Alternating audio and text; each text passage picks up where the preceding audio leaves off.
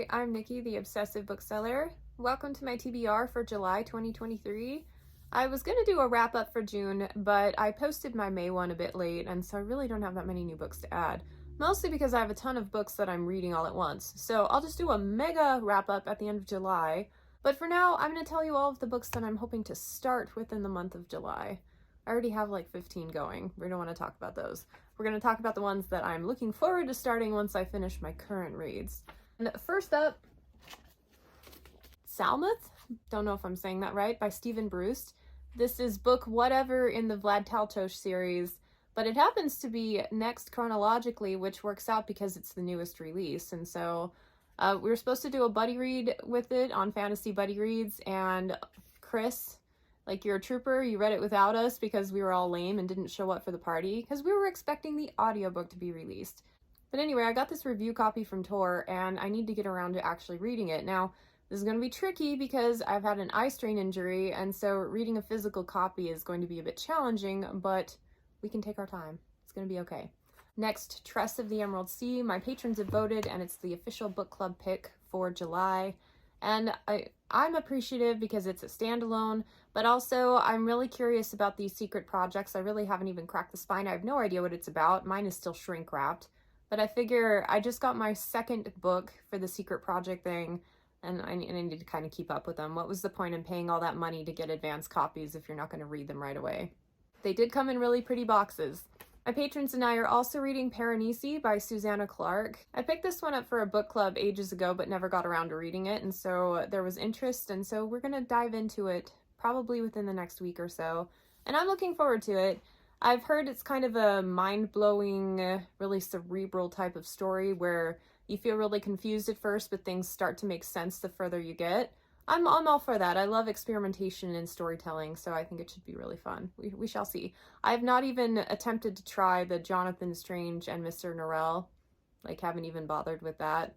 Maybe after I read this, if I like it, I'll look into that one. I'd also like to read Salute the Dark by Adrian Tchaikovsky. It'll be book 4 in the Shadow of the App series. I'm currently reading book 3, and just everything about the series I love.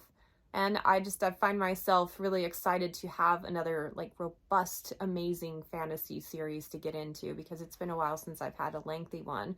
Evidently, book 4 is the end of the first arc. There's 7 books total, and yeah, really excited for that one. I'm also continuing my journey with Fablehaven. This is a umpteenth reread, and I'll be on my favorite book next, which is book 4, The Dragon Sanctuary.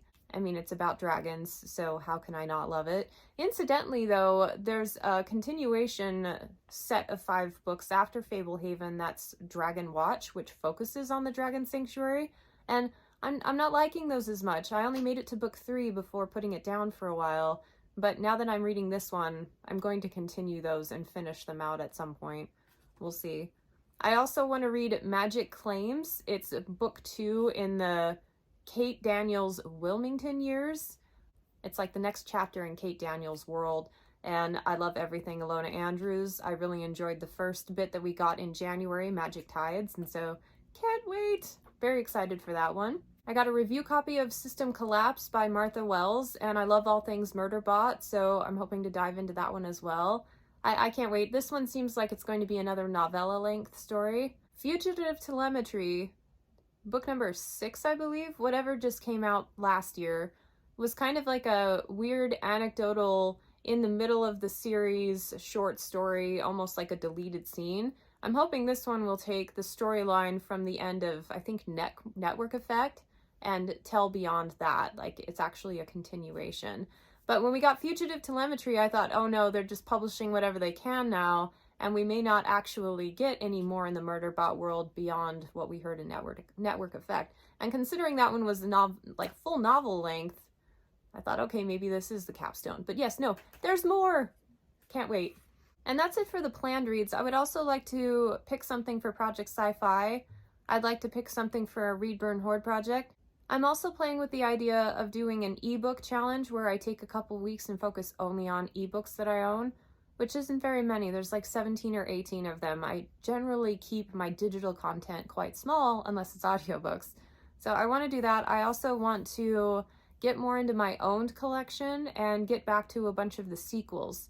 Because for Read, Burn, Hoard, I pick a lot of first books in series, and then I don't usually make time to go back and read the sequels. So I've got quite a few of them pending over there, and so I want some sort of challenge to cover that. We'll see what I can come up with, hopefully something interesting. Anyway, thank you for joining me. I want to know what books you're looking forward to reading in July, and yeah, hope to catch you next time. Bye.